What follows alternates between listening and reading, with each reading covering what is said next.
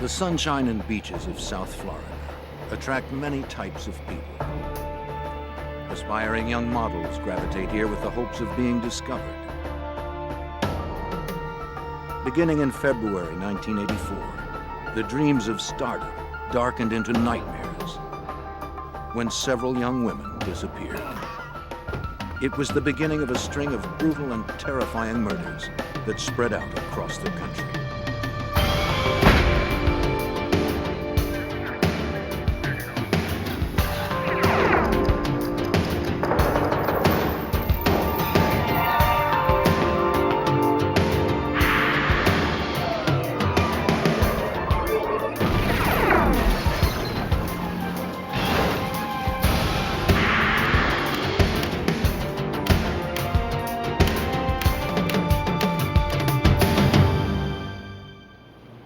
It's a model's job to rivet the public's attention. But in 1984, some aspiring models began attracting publicity in a terrible new way. Across the country, dreams of glamour turned nightmarish as young women disappeared, only to be found tortured and killed. I'm Jim Kallstrom, former head of the FBI's New York office. When a suspect emerged, the FBI's 10 most wanted list became the tool we used to try to flush him out.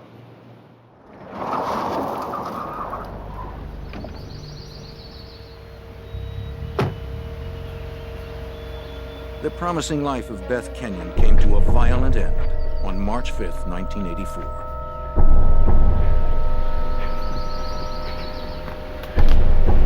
The attractive 23-year-old dreamed of becoming a model.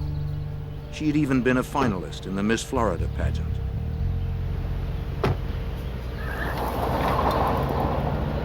But all her hopes were cut short this Monday afternoon.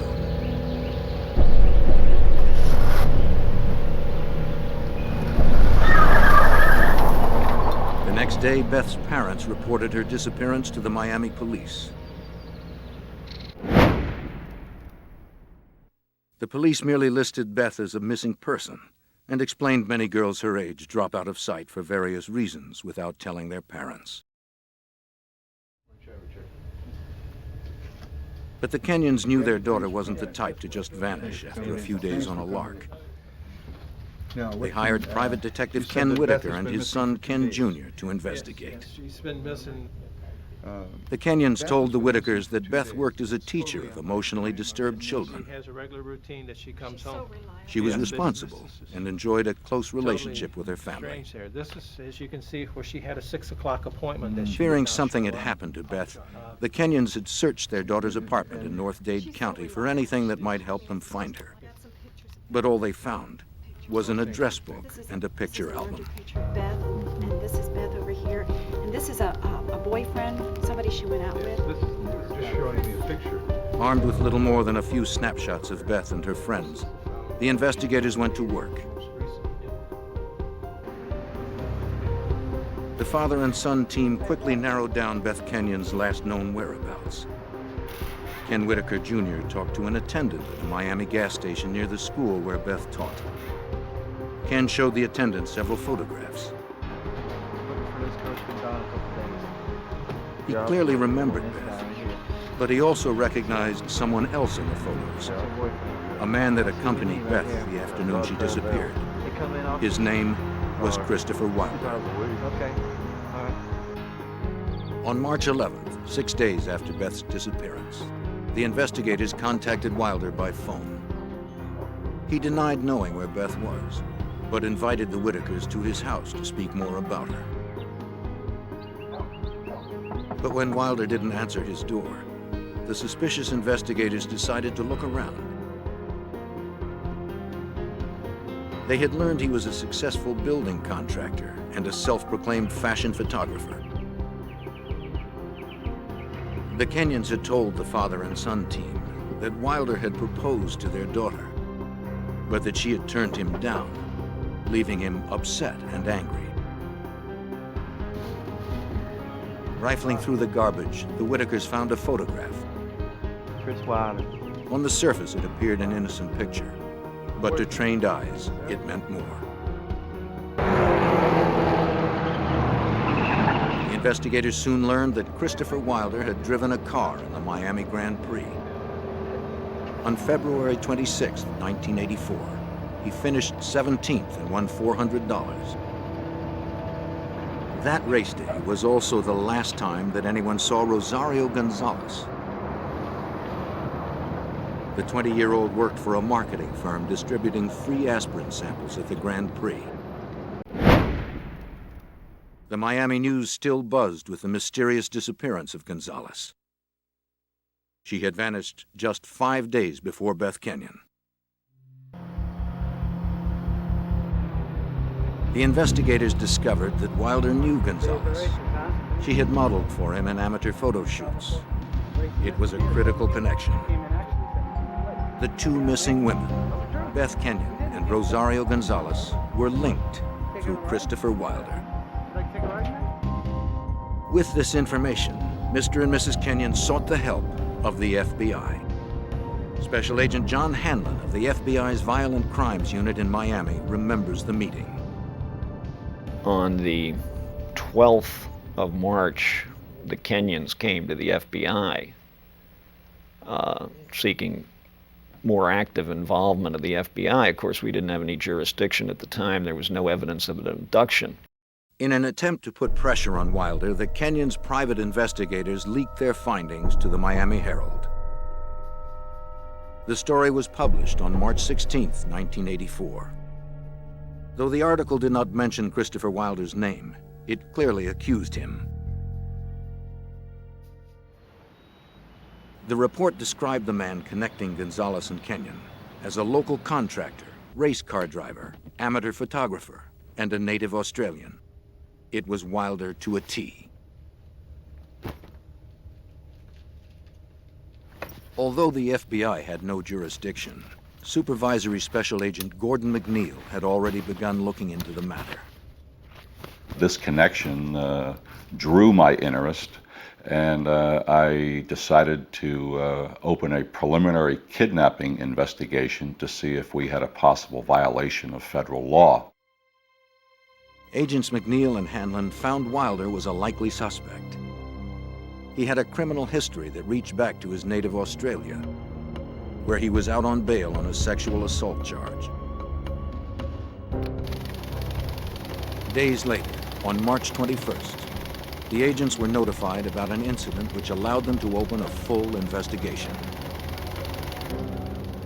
A phone call came into the Miami FBI office, reporting that a Tallahassee, Florida woman had been abducted and transported across state lines into Georgia, where she escaped. The initial description of her assailant fit Christopher Wilder. Are you okay? Special Agent Hanlon flew to Georgia to hear the victim's story. It was a nightmare. Oh, sorry, no business. 19-year-old Linda Grober told Hanlon she'd been shopping in a mall in Tallahassee, Florida, when a man approached her about a modeling job. Magazine covers. I got any number of them. They make it really sound like Claiming to be a photographer, the stranger invited her back to his car to see his portfolio. It was the middle of the afternoon in a very public place, and Linda said she felt perfectly safe. Never? When he asked her if she'd ever modeled, she said no. He flattered her with remarks about how beautiful she was and promised he could put her on the cover of Vogue. But Linda reported that when they got to his car, the photographer began changing his story. He claimed he'd left his portfolio at his studio, and he asked Linda to go back to the studio with him. When she hesitated, the man attacked and pushed her into the car. He clubbed her on the back of her head. Everything just went black. When she regained consciousness, they were driving on a country road. When her abductors saw her coming around, he stopped the car in a secluded spot.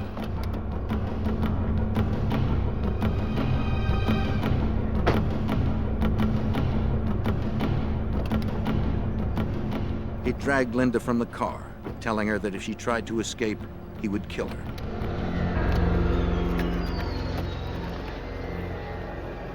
He wrapped his fingers around her throat and strangled her until she passed out.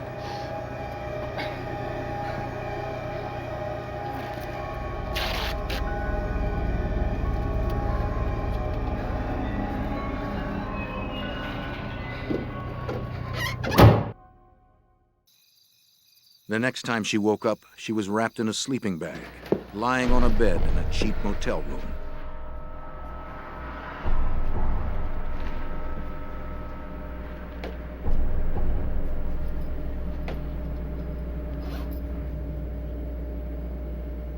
Once again, he threatened to kill her if she tried to escape. Don't move. He tied her to the bed and superglued her eyes shut. For the next several hours, the kidnapper repeatedly raped, beat, and tortured Linda Grober. When she disobeyed his commands, he shocked her with an extension cord he had fashioned into an electrocution device.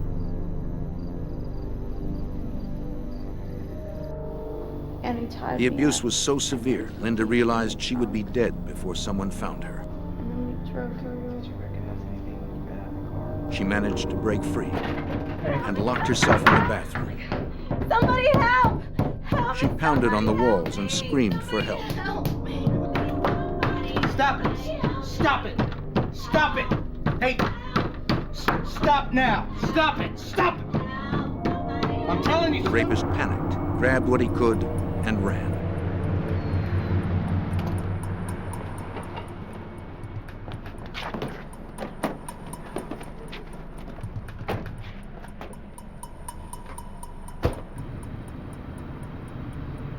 Agent Hanlon showed Grober a series of photos and asked if she could identify her assailant.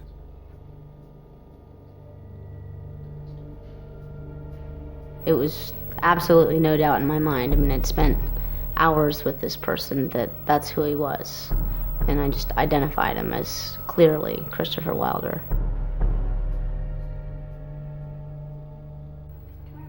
Now 35, a PhD candidate and a single mom, Linda Grober's fierce determination saved her life. It also made her a strong witness, ready to risk everything for her abuser's arrest. I was in the hospital for a week or something like that, and then I had to basically leave the country while he was still a fugitive because they were concerned about my safety. They were concerned about my family's safety. As heinous as Grober's ordeal was, it had the value of catapulting the investigation into a federal case. Because she had been abducted across a state line, the FBI now had full jurisdiction. Christopher Wilder was now wanted for the kidnapping and rape of Linda Grober. And he remained the prime suspect in the disappearance of Rosario Gonzalez and Beth Kenyon. Obviously now we had federal violation, and we had every reason to put all the resources of the FBI into this case.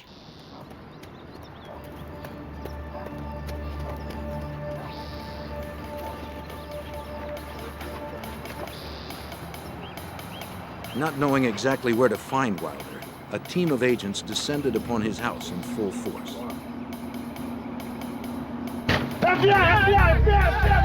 Kicking in the door, they poured in, ready to arrest the suspect. Clear! Clear! Clear! Clear! But they found an empty house. Clear! Everything clear? All clear, all clear. Wilder had long abandoned it. All clear. He was on the run, days ahead of the federal agents. And every minute he remained free put another woman in jeopardy. The desperate chase had begun. March 1984. FBI agents conducted a meticulous search of the abandoned home belonging to Christopher Wilder. 2 women were missing and presumed dead at his hands. A third had barely escaped with her life after her kidnapping and rape. The agents needed something to clue them in to their suspect's present whereabouts. You like to decorate it, huh? What happened to his maid? But before he left, Wilder had prepared his home for any investigator. The place had been manicured. There were basically no fingerprints left in Wilder's house. You're always going to find fingerprints inside a residence. It looked like everything had been totally cleaned. FBI and local authorities canvassed Miami and West Palm Beach. But no one reported having seen or heard from Wilder since he left Linda Grober in a Georgia motel. The FBI alerted police to keep an eye out for Wilder's car. They asked banks and credit card companies to monitor any transactions he might make. But informational systems in 1984 moved slowly. The leads trickled in and were usually too late for a quick response.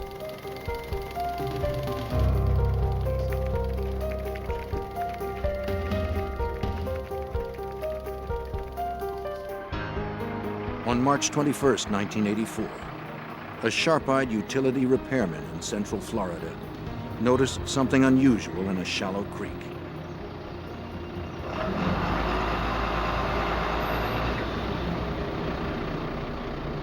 It was the barely recognizable body of a young woman.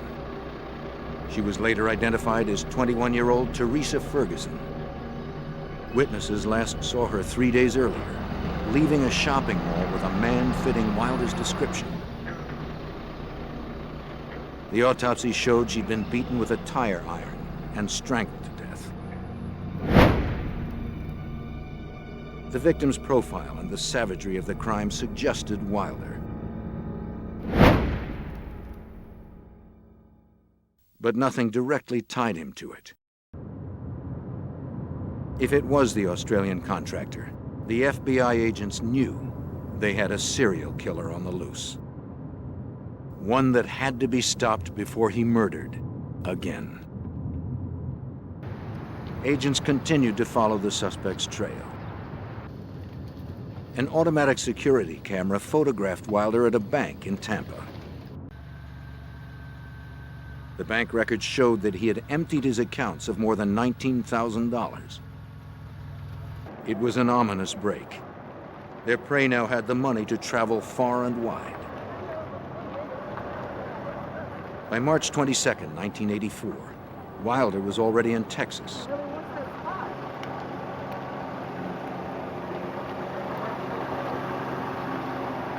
Witnesses saw him approach 23-year-old Terry Walden in the parking lot of Lamar University in Beaumont, Texas. Walden was a wife, mother of two, and a nursing student. Yes, I'm a photographer. My job is to make. Wilder asked her if she'd like to do some modeling. Make a lot of extra money. You sure you don't want to keep the card and think about it? But Wilder couldn't seduce Walden with his pitch. Okay. She politely declined.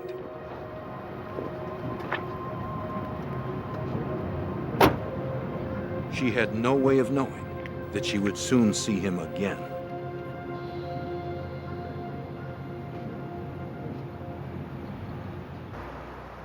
While the FBI began its national hunt, witnesses later told investigators that Wilder had stayed in Beaumont, Texas another day.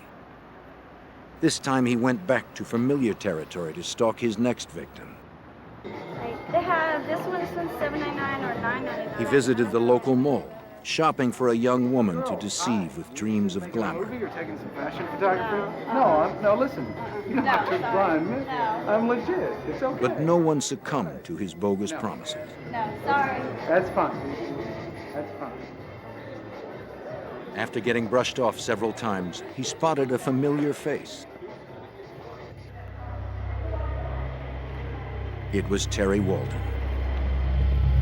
Hey, hi. She had come to run errands after dropping her 4-year-old daughter off at daycare. Are you interested now? Will you take the card and just consider? Terry again turned Wilder down. No. I'm sure you could. But this time, he wouldn't take no for an answer. As she left the mall, Wilder followed her out to her car. In broad daylight, in the middle of a crowded mall parking lot, Wilder attacked Walden. He knocked her unconscious and pushed her into her Mercury Cougar.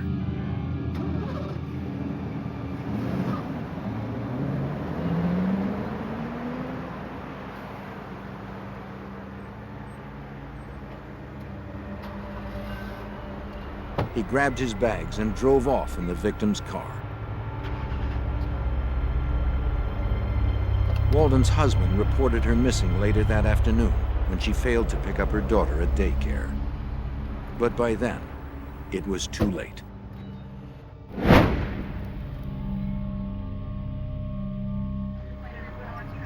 Terry Walden's body was found floating in a canal near Beaumont, Texas, a few days later.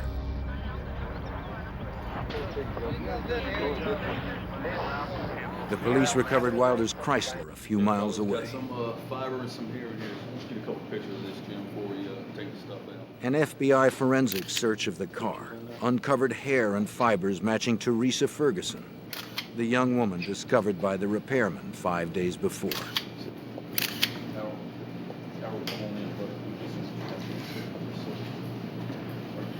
It confirmed what the agents had suspected all along. Teresa Ferguson had been Wilder's fourth known victim.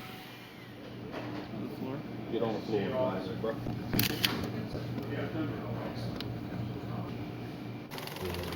McNeil and Hanlon estimated that the killer was still at least 2 days ahead of them.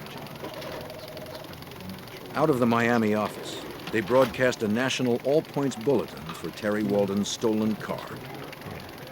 Every state police agency along the way, every state trooper who was out on that highway knew the car we were looking for. And unfortunately, it's amazing sometimes you say, okay, well, he's in a purple car. We say, how many purple cars are out there? Well, it's amazing how many purple cars are out there when you're looking for purple cars. And that was the problem. We never knew at the time what license plate he was using on that particular vehicle. FBI teletypes clattered endlessly. Every field office in the country received page after page describing Wilder's physical appearance, his victim profiles, where he had last been identified, and where he was thought to be heading. The technology of 1984, however, could not keep up with the pace of his flight.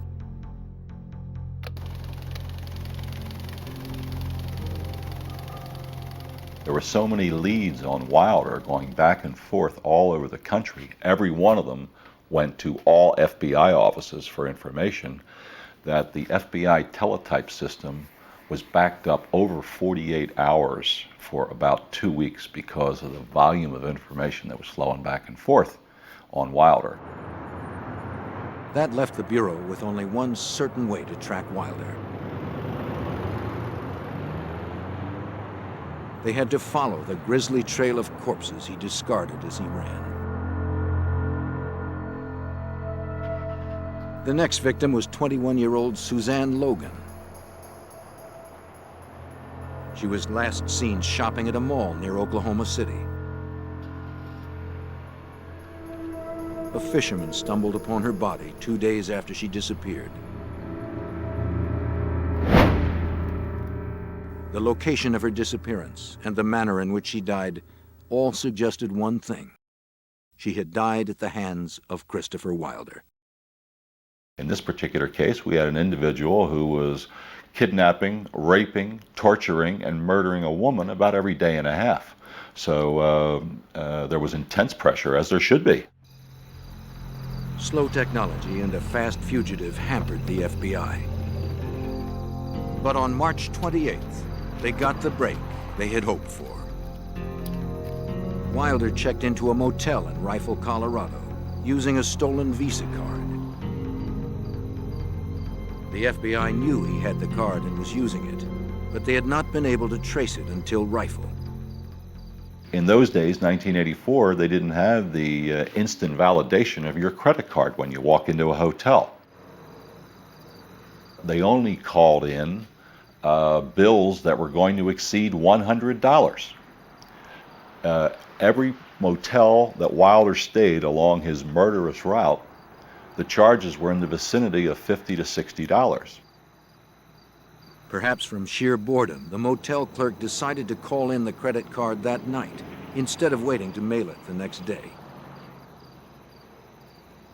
Instead of approval, the clerk received a phone number to call immediately. An early morning call mobilized the FBI's Denver, Colorado field office. At last, the FBI knew where the fugitive was. In the early hours of the morning of March 29th, 4 agents approached Wilder's motel room, confident that they had finally cornered the killer. Okay. FBI! Search warrant! Go! FBI! He wasn't there.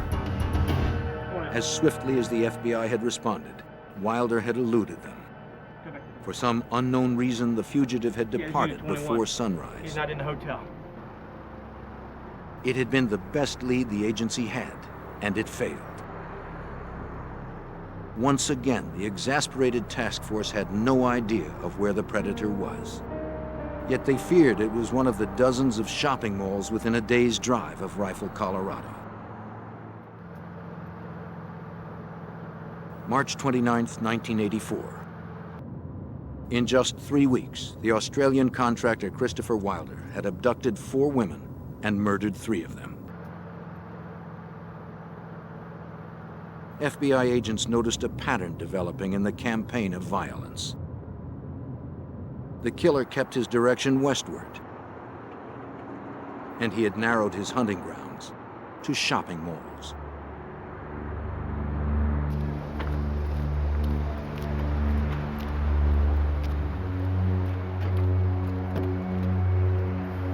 "18-year-old Cheryl Bonaventura was last seen at the Mesa Shopping Mall in Grand Junction, Colorado.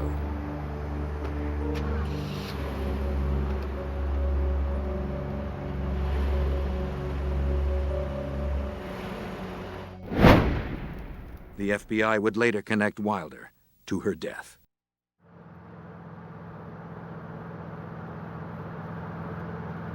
You had a man that you knew was on the prowl. You had a man who you knew as each day goes by that some poor soul in deathly fear of her life was dying in an extremely extremely painful way. To get the word out, the FBI cast a wide net.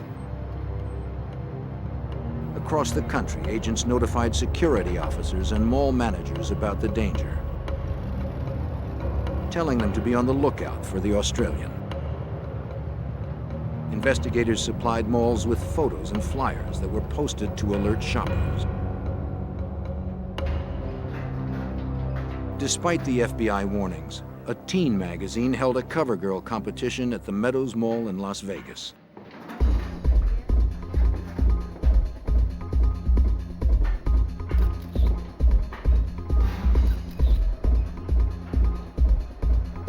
Wilder showed up, armed with his camera.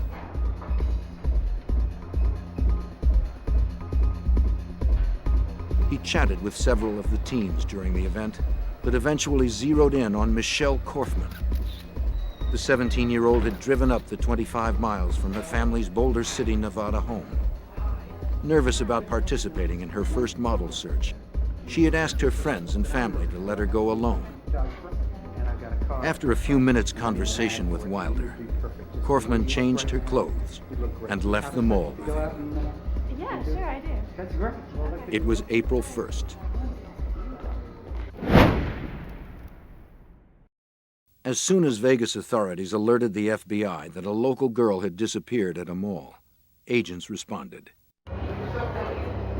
They asked for all pictures that anyone had taken of the fashion show. One photographer immediately delivered 5 rolls of film. And when they printed those photographs, there was the Korfman girl on stage in a modeling type pose, and who's directly beyond her, about 20 feet away, looking at her with what I call the look of a homicidal maniac, none other than Christopher Wilder.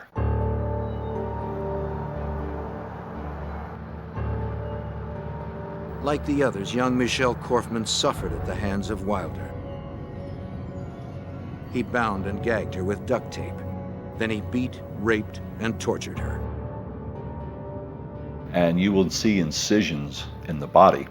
They may only be an inch to an inch and a half long, and they're not deep. They're done just enough to make it bleed. They were only meant to torture, not to kill, until he finally actually killed the victims. He was a brutal sexual sadist. Prowling shopping centers and other areas. On April 5th, 4 days after the Michelle Korfman disappearance, the FBI held a press conference. They announced the placement of Christopher Wilder on its famed 10 Most Wanted Fugitives list. 10 most wanted. For 50 years, the list has helped generate the publicity needed to catch violent fugitives. Hey, Val. Special Agent Tron Brecky serves as national spokesman for the FBI. Okay, thank you. The criteria for the top 10 was met with Wilder. He was a menace to society, he was extremely dangerous, a violent individual on whom charges were outstanding, and he had fled the area where we thought that he might be. Therefore, it was very important for us to get the message out to the American public and to the media that he could be anywhere in the United States.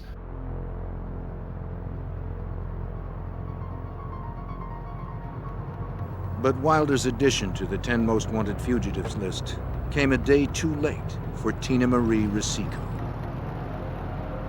In Lomita, California, on the day before the press conference, the 16-year-old visited the Del Amo Fashion Center mall to apply for a summer job.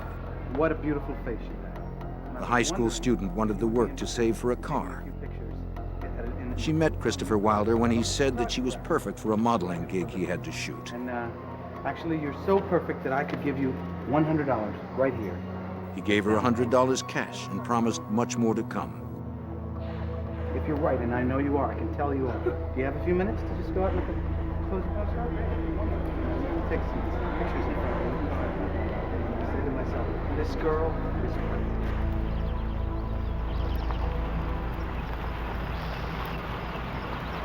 Wilder drove Tina Marie to a nearby park.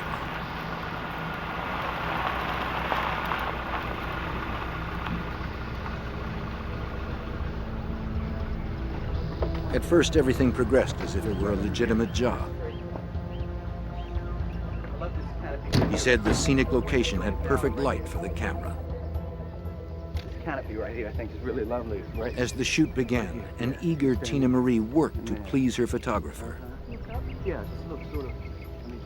When Wilder told her to Let me smile, change lanes she did. real quick. When he Try told her looking to up that tilt her way. head, she did.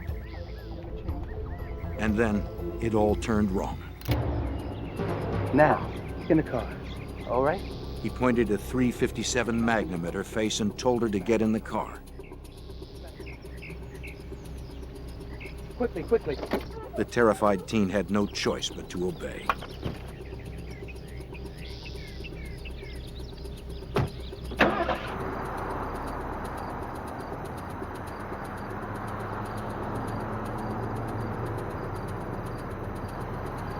Wilder brought Tina Marie Risico to a motel in San Diego.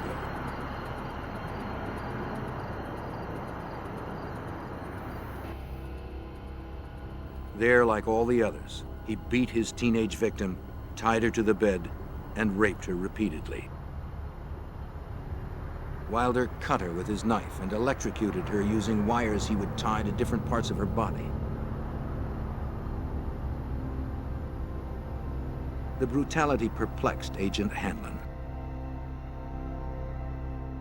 You say to yourself, why would anybody want to do that to anybody? To scare them so bad, to brutalize them so bad, to torture them with an electrical cord, and then kill them like a piece of trash. And that person knows they're going to be killed. I mean, up until some point, the great realization comes over that individual, I'm not going to survive this. My life's over. And these are young women.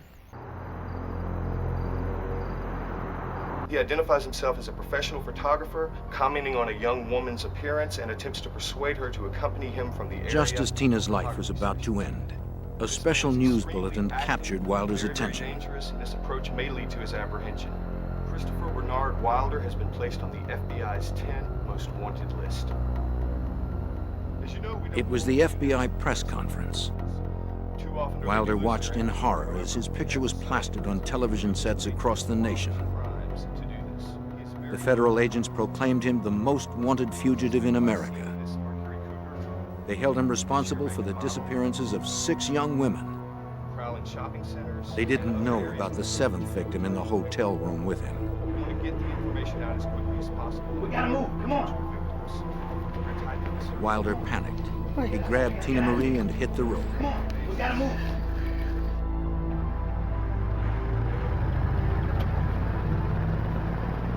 But now that he was top on the 10 most wanted fugitives list, Wilder landed on the front page of every newspaper and on the top of every newscast in the country. It's the front page headline in every newspaper in America. Every news show, every radio show is talking about Christopher Wilder and showing his picture and saying his name, Christopher Wilder. The FBI hoped that by plastering Wilder's face across TV screens and newspapers, someone, somewhere, would spot him. It was the best chance agents had to stop Wilder before he destroyed another life. In the spring of 1984, the FBI conducted the largest manhunt in history for the rapist and murderer, Christopher Wilder. They knew of at least 6 victims. They suspected there were many more. Wilder had squeezed through the FBI net in Nevada as he headed back east. With him was a 16-year-old hostage named Tina Marie Rosico. On April 10, 1984, outside a shopping mall in Gary, Indiana, Christopher Wilder told Rosico that he would let her go on one condition. She had to help him catch his next victim. For 6 days, the adolescent had been raped, beaten, and terrorized. She was ready to do whatever he asked. Wilder noticed Dawnette Wilt ducking into several shops. He figured she was job hunting in the mall.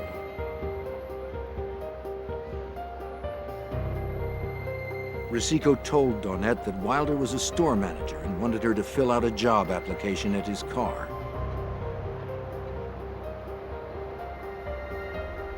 When they reached his car, Wilder drew his pistol and forced Dawnette to get in. Sweetheart, why don't you just come with us? Get the car. Get in. Go around. He sped off with the 2 girls. Witnesses saw them leave. A young woman, very attractive, as were all of Wilder's victims, had been taken from was seen leaving with an individual who they believed to be Christopher Wilder from a mall in the Indianapolis area. And so when that information came to us, we felt that, okay, now we know he's headed back east.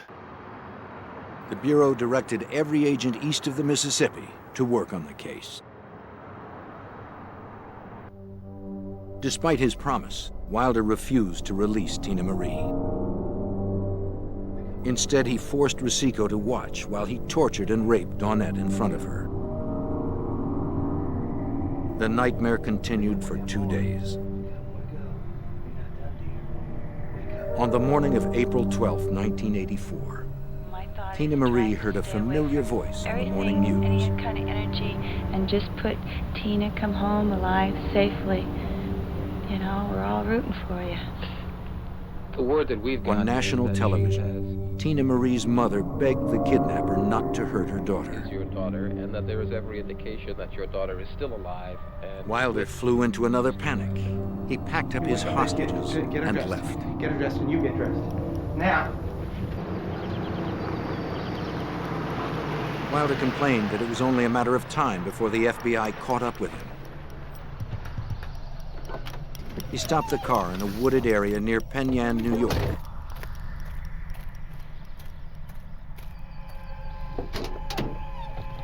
He ordered Rosico not to move. Dawnette was drugged with sleeping pills, yet he forced her to march into the forest.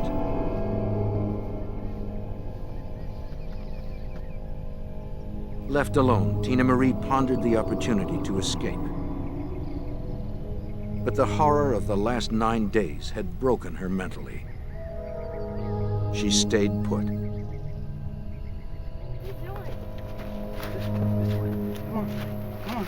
Walking through the woods, Dawnette Wilt slowly woke up to the realization that Wilder was going to kill her.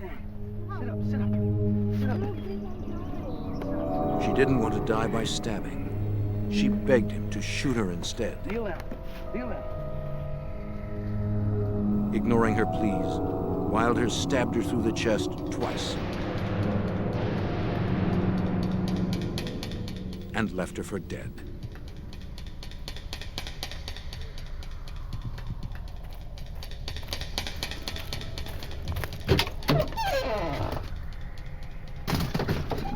Okay, here we go.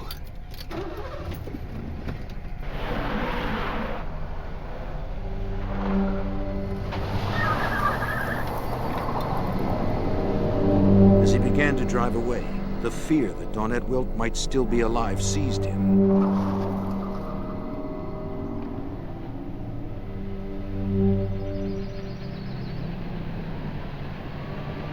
He returned to the scene to properly dispose of Dawnette.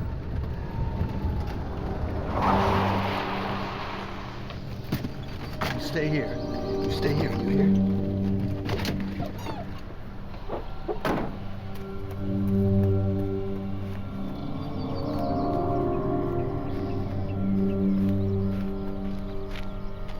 When he got there, he could scarcely believe what he saw. She was gone. Incredibly, Dawnette Wilt had survived. Stabbed twice, bleeding profusely, drugged and beaten, she had managed to pull herself up and escape to a road where a passing motorist rescued her. Thanks to Wilt's testimony, the FBI now pinned Wilder in the Northeast, still driving the Mercury Cougar he had stolen from Terry Walden. But for how long? After he went back and found out that she was no longer there, he realized obviously that he had to do something with this vehicle. He needed a new vehicle. And he got into western New York State. Once again, he headed for the nearest mall.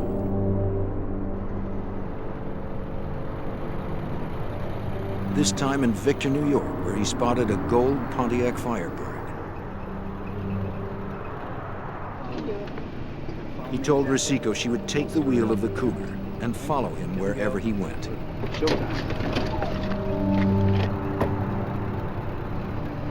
He carjacked 33-year-old Beth Dodge. At gunpoint, Wilder forced her into the back seat of her Firebird. The emotionally shattered Tina Marie did as she was ordered.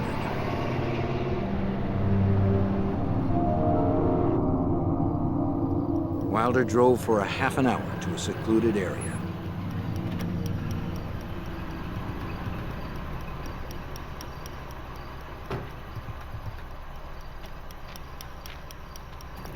Come on, get out. Come on, just get out. Just get out. Just get out. Listen, I want you to get the white suitcase, and I want you to get the camera, and I want you to put it in this car and wait for me, you understand?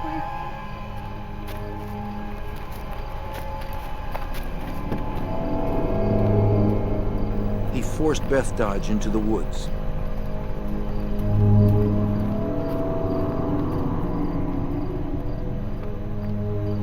Moments later, Tina Marie heard 2 shots echo out from the trees.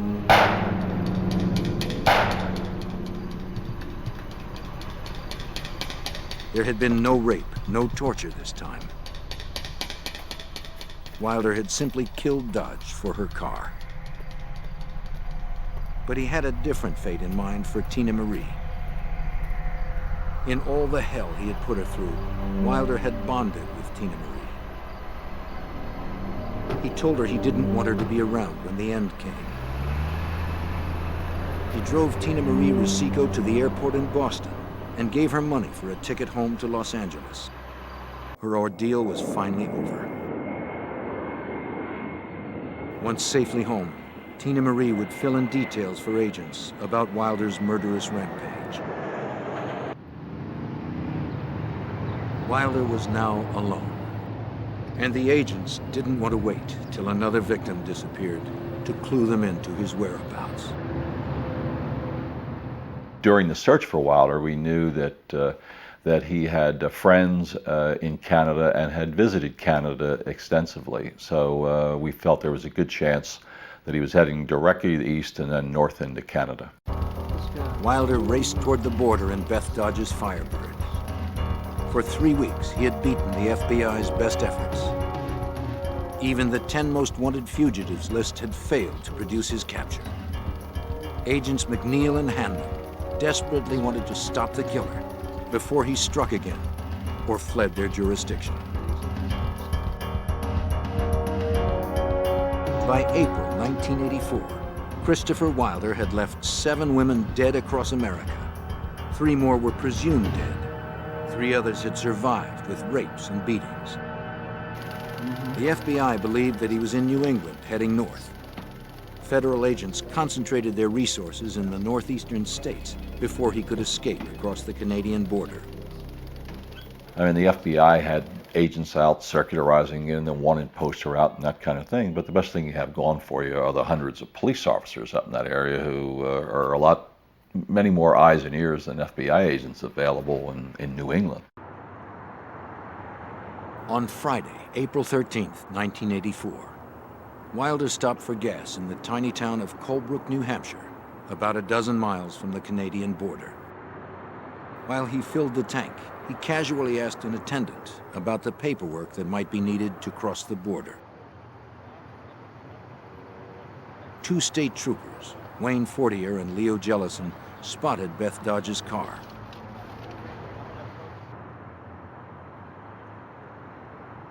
They, like almost every police department in the country, had been told to be on the lookout for the Firebird and for a man of Wilder's description. Jellison asked Wilder if he could speak with him. Buddy, can I go over for a second? Please! Get out of the car! Wilder leaped into the Firebird and grabbed his .357 Magnum. In the struggle, the weapon went off. Officer Jellison was shot in the chest. He would live. But Christopher Wilder would not. The bullet that wounded Officer Jellison first passed through Wilder. It pierced his heart, killing him instantly.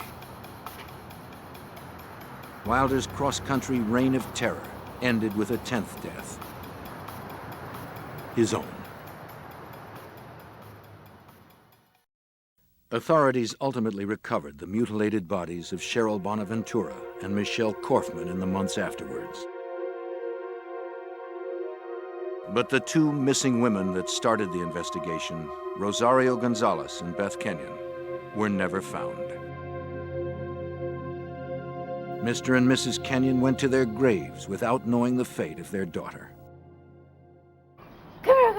Other victims and their loved ones have struggled to restore their shattered lives. Are you my friend? Linda Grober has also learned a chilling lesson. I think an important point to make is that these people are not always demons, and they don't always have tattoos, they don't always have long hair. They're often extremely eloquent, and they're disguised, and they can fit easily into your father's living room after dinner sipping a wine or a brandy. The terrifying truth is that Christopher Wilder was not unique. He made the most wanted fugitives list, but there are dozens of killers like him each year that never reach national attention. They trawl our shopping centers, our schools, and our churches, searching for victims. Vivid dreams of easy fame and fortune can quickly darken.